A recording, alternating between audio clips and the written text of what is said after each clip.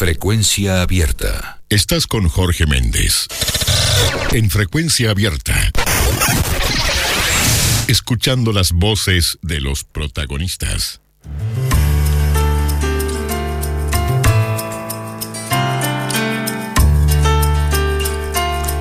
Al finalizar la semana pasada recibíamos una comunicación proveniente de la Secretaría de Comunicaciones del diputado Eduardo Antonini del Frente Amplio, que bajo el título "Las mentiras tienen patas cortas" indicaba que ante la resolución de la Suprema Corte de Justicia de cerrar 2 juzgados letrados multimateria, presentamos una exposición en el Parlamento y solicitamos vía nota a la Comisión de Constitución, Legislación General, Códigos y Administración para que citara en forma urgente a la Suprema Corte de Justicia a las fuerzas vivas involucradas a buscar una solución en el órgano democrático por excelencia que es el Parlamento Nacional, como ya se ha hecho en otras oportunidades, que brinda todas las garantías de transparencia. La coalición de gobierno, incluido un diputado del departamento, se negaron. Diputados y un senador, que se hacen llamar Bancada Maldonado, decidieron ir a conversar con la presidenta de la Suprema Corte de Justicia. Después el comunicado sigue. Pero esto a título de introducción para darle la bienvenida al diputado del Frente Amplio, Eduardo Antonini. ¿Cómo estás, Eduardo? Buen día. Buenos días, Jorge. Un saludo para vos y para toda la audiencia en este día tan lindo acá en Maldonado. Estamos disfrutando la primavera y repasando las noticias, que son muchas y que de alguna manera hay que irlas actualizando poco menos que hora a hora. Yo recuerdo que cuando se coordinó esta entrevista ahí por el viernes, si mal no recuerdo, hablábamos que estaba este tema instalado, pero habían otros pendientes del fin de semana que seguramente para el lunes iban a estar generando otro tipo de noticias. Y bueno, así ha sido. Así que en la introducción de esta conversación te pido le cuentes a nuestros oyentes cuáles son las mentiras que tienen patas cortas. Bien, como decía el texto que tú le diste así una parte, los diputados y el senador, que se hacen llamar a sí mismos Bancada Maldonado, decidieron concurrir ellos a una reunión con la presidenta de la Suprema Corte de Justicia y no recorrer el camino que se ha recorrido en otras oportunidades, que es el del Parlamento, que brinda garantías porque participan todos y brinda transparencia porque las versiones taquigráficas quedan de lo que se dice cada uno. Pero bueno, en ese momento ellos volvieron a Maldonado y hicieron varias notas de prensa diciendo que no era un tema presupuestal, como nosotros habíamos advertido que era un tema presupuestal, la cuestión del cierre de los juzgados multimateria. Pero además de que lo dijeron en los medios de prensa, nosotros adjuntamos ahí algunas de las notas en varios medios de prensa, también se lo dijeron delante nuestro a la sociedad y a las fuerzas vivas de San Carlos, al colegio de abogados y demás que estaban reunidos allí en la capilla de San Carlos Borromeo, y dijeron claramente que por suerte no era un tema presupuestal. Negaron que fuera un tema presupuestal y como las mentiras tienen patas cortas, las fuerzas vivas que están defendiendo el no cierre de este juzgado fueron se reunieron con la presidenta de la Suprema Corte y con un asesor letrado allí, y lo primero que les dice es que sí es un tema presupuestal. Eso ya está también en los medios de comunicación, ya el Colegio de Abogados se ha expedido al respecto y ha dicho claramente que los diputados allí de la coalición les mintieron. Es eso, simplemente, y ese es el motivo, uno de los motivos por el cual siempre aclaro cuando digo le mienten a la gente y por el cual yo no participo de ese grupo de legisladores oficialistas, ni siquiera por WhatsApp, ya que hay un diputado que tanto me reclama. No puedo ser cómplice de las mentiras. Ya han sucedido otras, ya lo hemos hablado, ahora hay una más. Eduardo, la Suprema Corte de Justicia fue convocada por ustedes a a ser recibida en comisión de diputados? Bueno, la ¿Se bancada llegó a del Frente eso? Amplio ¿Se llegó así a lo eso? planteó. Sí, sí, claro. El miércoles pasado, miércoles primero, si no me equivoco, la bancada del Frente Amplio, integrada por la diputada doctora Cecilia Botino, el diputado Mariano Tucci y el diputado Nicolás Mesa Waller, solicitaron al presidente de la comisión, diputado Ope Pasquet, al cual, además de formalmente el ingreso por secretaría, yo le había entregado en mano una copia de la solicitud para que en forma urgente citara a la Suprema Corte y a las Fuerzas Vivas de San Carlos involucradas. Le presentaron esa moción para que vinieran, como ya había pasado cuando se intentaron cerrar los juzgados en Nueva Palmira y en Castillos, y la coalición de gobierno, que es mayoría, votó en contra, incluido un diputado del departamento de Maldonado. Nosotros enviamos allí la página de diputados del Parlamento de Diputados Uruguay, donde está la foto de quiénes son los que están en ese momento allí en la votación. Decidieron que no, que era mejor pedirle por escrito una nota. En definitiva, tratando de que la Suprema Corte de Justicia no viniera, porque obviamente lo que iba a decir era lo contrario de lo que ellos habían planteado acá los diputados de Maldonado y el senador, lo que le habían dicho a la población de Maldonado. Entonces, obviamente, para no quedar en evidencia, votaron en contra. Y en el caso tuyo, así como quienes se definen como bancada Maldonado pidieron una audiencia con la presidenta y se las otorgó, de parte tuya, como diputado del Frente Amplio, ¿le pediste a la presidenta de la Suprema Corte de Justicia que te recibiera también? No le pedí porque seguí los caminos, por dos cosas. Primero, porque seguí los caminos institucionales. Bien.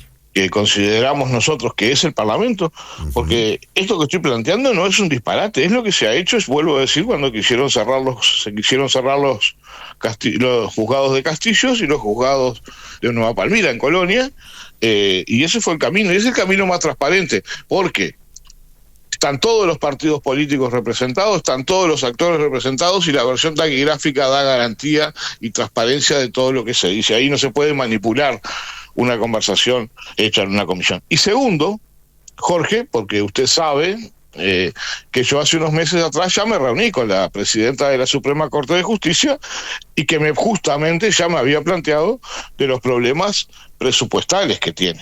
El tema de que no vaya a la comparecencia, porque las versiones taquigráficas son terribles. Cuando la Suprema Corte de Justicia compareció hace unos meses ante la Comisión de Presupuesto y Hacienda del Parlamento, cuando se estaba para votar la rendición de cuentas, la presidenta dijo, y está allí en la versión taquigráfica, que era el peor presupuesto y que en este periodo era el periodo en el que menos dinero se le había dado a la justicia. Lo dijo la presidenta de la Suprema Corte de Justicia en el Parlamento, y está en la versión taquigráfica con las actas. Está bien. Yo lo que voy es que una vez que el oficialismo no votó la solicitud para que la Suprema Corte de Justicia viniera al Parlamento, ¿te has planteado personalmente lo que yo te pregunté antes? La posibilidad de... Pero ¿sabe, Jorge? Sí. Le di dos motivos por el cual no, porque está citada la comisión. Bueno, que vengan a la comisión y explique, además, porque las fuerzas vivas de San Carlos se acaban de reunir. Eduardo, pero no está citada comisión porque me dijiste que el oficialismo no está... No, por eso, pero eso se va a seguir insistiendo. Y nos parece que es el ámbito correcto, porque yo puedo ir y volver y decir, la presidenta me dijo algo que quizás no me dijo que fue lo que pasó. Pero además, porque las fuerzas vivas ya se reunieron, que son los que están empujando, los que lograron hace 15 años tener esos juzgados. Nosotros estamos acompañando, simplemente acompañando. Sabíamos que era un tema presupuestal, lo dijimos, se nos dijo que no, se mintió y seguimos. Y vamos a seguir apoyando el trabajo de las fuerzas vivas. Bien. Y además insistiendo, la bancada del Frente Amplio esta semana vuelve a insistir, el miércoles en la comisión, vuelve a insistir con el tema de que vengan a la comisión, al Parlamento. Bien, frente a toda esta realidad, en lo personal, ¿piensas que se puede llegar a revertir la decisión de la Suprema Corte en San Carlos? Bueno, yo creo que ha sido muy claro el trabajo de las Fuerzas Vivas de San Carlos, el Colegio de Abogados, los defensores de oficio, la red social. Yo creo que es una presión importante. Así que tengo toda la esperanza de que eso se pueda revertir. De hecho, sé que lo van a volver a analizar, ¿no? Porque, es decir, está difícil tomar decisiones más allá de los temas presupuestales, tomar decisiones cuando hay toda una población en contra de eso, ¿no? Bien, cambiando de tema, ¿has participado de actividades, de reuniones generadas en el Frente Amplio por la situación del gobierno nacional, las renuncias y los nuevos nombramientos de ministros? Sí, participé en todos los secretariados que hizo el Frente Amplio con sus legisladores el miércoles y el último ayer. Estuvimos ayer a las 5 de la tarde. Sí, que en lo personal, ¿qué te genera toda esta situación y qué puede pasar con las actitudes futuras del Frente Amplio? Bueno, nosotros vamos a ir evaluando, estamos, obviamente, esto es un tema que es una crisis que la estamos evaluando y monitoreando día a día. Nosotros, ayer un periodista me preguntaba, colega tuyo de la capital, esto está pasando en tiempo real, todas estas cosas que vienen sucediendo en tiempo real. Nosotros vamos monitoreando la situación y viendo cuáles son con responsabilidad, cuáles son las cosas que tenemos que hacer y cuáles son las medidas que vamos a ir tomando. Sí, tenemos claro que estamos viviendo lo peor de la historia democrática de nuestro país, ¿no? Estamos viviendo cosas que desde el retorno a la democracia hasta ahora no habíamos visto. Y el retorno del presidente de la República, que se creó mucha expectativa, para nosotros no cumplió con las expectativas absolutamente. Primero porque no destituyó a nadie, que era lo que correspondía. Simplemente aceptó renuncias, que no es lo mismo. Pero además después están las contradicciones. Él dice que no tienen absolutamente nada que ver y que actuaron con apego a la ley y al derecho. Y si es verdad que esto es así, que se actuó en ley y con apego al derecho, la pregunta es ¿por qué renueve a la cúpula del Ministerio del Interior y por qué remueve a la cúpula de Cancillería, si es que no hicieron nada? Segundo, hay cosas que son gravísimas. Un asesor, el principal asesor en comunicación y estrategia del presidente de la República, parece que aseguró, y están allí los audios y las declaraciones en fiscalía de la vicecanciller, que por orden del presidente él destruyó pruebas y citó una reunión para que se destruyeran pruebas. Entonces, pruebas que involucraban que se había otorgado un pasaporte sabiendo que era un narco pesado, que era un capo narco, ¿no? Ahora, el presidente de la República en ningún momento se desmarca de eso, que era lo que todos esperábamos, que dijera, no, yo no di esa orden, y quien diga que yo di esa orden va a tener que darme explicaciones a mí y a la justicia. Bueno, eso no lo hizo. Se dijo y se minimizó el hecho de que se destruyera las copias de los WhatsApp que estaban protocolizadas por el escribano y que habían sido entregadas en Cancillería por la canciller H. Eso se destruyó. Y era un documento papel que debería haber sido anexado inmediatamente al expediente electrónico y no fue anexado. Y se le entregó. Alguien se lo entregó al asesor del presidente para que lo destruyera.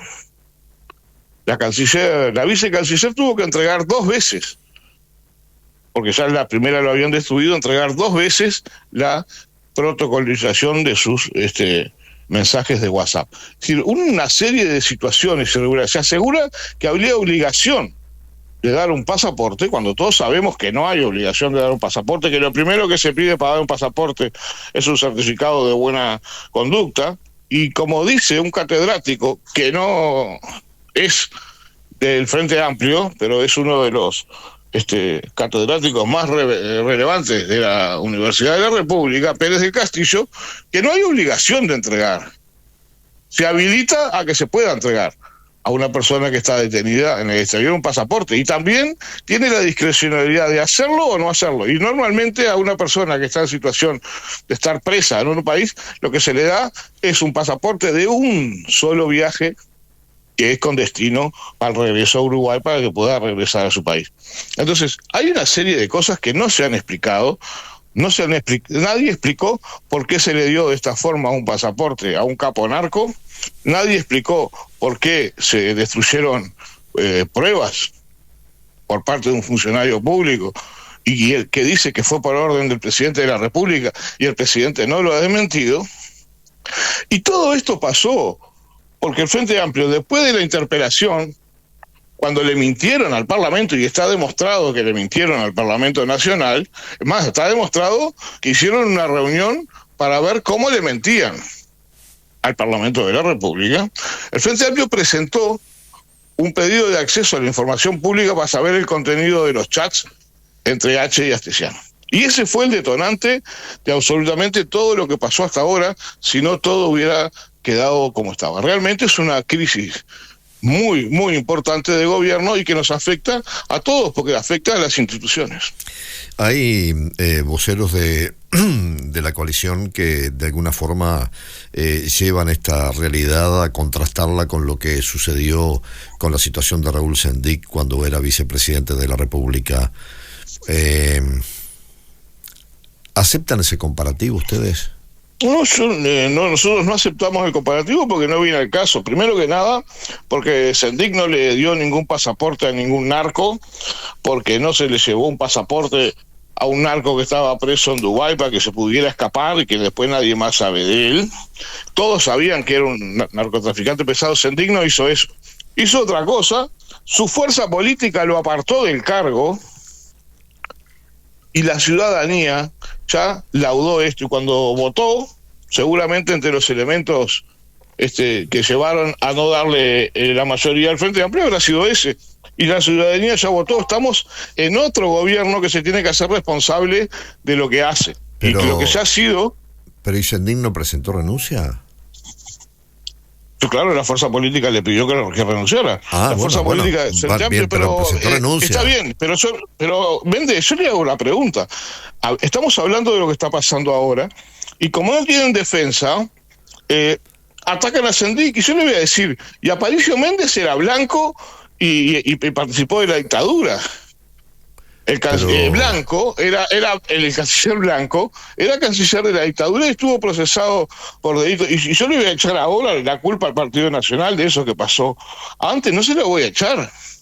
Hubo un escándalo en otro gobierno del Partido Nacional con el Banco Pan de Azúcar y otras cosas. Hubo gente procesada por eso. Y nosotros no le estamos diciendo, miren que cuando ustedes gobernaron. Porque las cosas son diferentes. Lo que estamos viviendo ahora es lo que estamos viviendo ahora. Y lo que pasó antes ya está laudado y lo laudó la ciudadanía. Bien, yo eso lo entiendo, pero como parte de esta realidad, de estas horas, de estos días, emiten declaraciones voceros y representantes de un lado y de otro. Entonces, se contratan,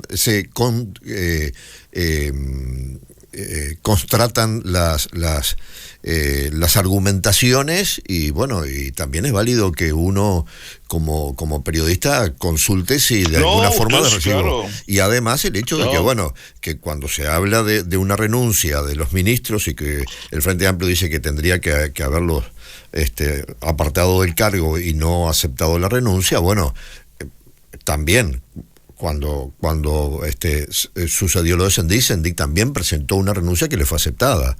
Entonces, sí, yo valoro y entiendo su pregunta y lo respeto su pregunta a usted como periodista, pero como usted me dice que ese es el argumento que están usando los actores del gobierno, yo le pongo mi argumento. Estamos hablando de algo que ya pasó, y como no tienen argumentos salen con Sendic. A ver, dos colchones, un colchón y un par de calzoncillos no se igualan. Además, si quisiéramos hablar de eso que no queremos, no se compara con los escándalos de corrupción.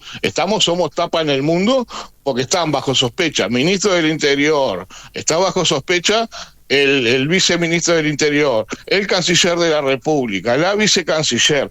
Pero además, porque esto es como la gotita que derramó el vaso, o quizás todavía no, Fíjese que sí, se hizo espionaje en democracia a senadores de la República. Mire que había una red de corrupción en el cuarto piso de Torre Ejecutiva. Mire que fue apartado Cardoso bajo sospecha.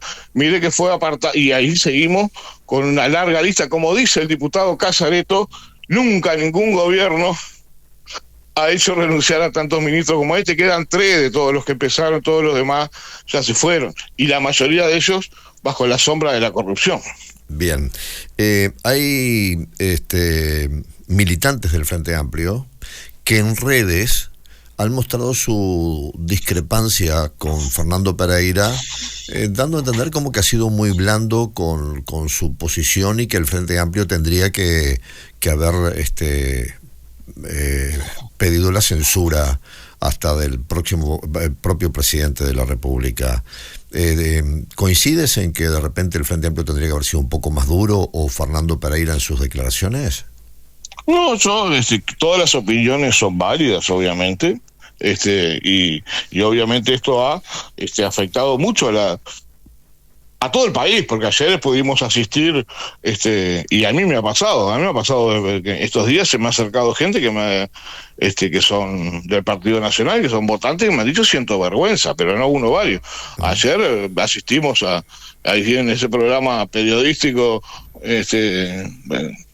de comunicación en Montevideo, polémica en el bar, donde Patricia Madrid e incluso Julio Ríos fueron muy lapidarios en cuanto a que les da vergüenza algunas de estas acciones. Los Frente Amplistas obviamente que estaban indignados, todos estamos indignados con esta situación. Yo discrepo con que el Frente Amplio primero que nada ha sido muy responsable, como ha sido siempre, responsable institucionalmente, como Frente Amplio. Y después, todo esto que estamos hablando, todo esto de lo que pasó, de la caída de los ministros, de todo lo que ha pasado porque el Frente Amplio es una fuerza política que interpeló y que después, como supo que le habían mentido en la interpelación, siguió investigando, pidió accesos a la información pública para que se le entregaran los documentos y termina en todo esto. Por lo tanto, el Frente Amplio ha sido una fuerza política muy dura y es responsable de la caída de todos estos ministros. Y para atrás también. Porque mire que desde Cardoso para acá hay responsables de que se hayan denunciado las cosas. Y ha sido el Frente Amplio. Yo creo que el Frente Amplio ha sido muy duro, institucionalmente, como tiene que ser, y muy respetuoso de las instituciones. Nosotros no podemos pedir un juicio político del cual no tenemos los votos y del cual todavía, porque mire que esto es tiempo real, todavía no hay una certeza de que el presidente de la República haya cometido un delito. Bien. Que es lo que amerita el juicio político, ¿no? Está bien. Es decir, primero, tener los votos y segundo, que se cumplan los requisitos constitucionales. Hasta ahora no se han cumplido. Claro. Bien, gracias Eduardo por esta charla, muy amable. No, por favor, un gusto. Buena jornada. La conversación era con el diputado del Frente Amplio, Eduardo Antonini, lo escuchaste aquí en Frecuencia Abierta. Frecuencia Abierta, la tecnología a favor de la información.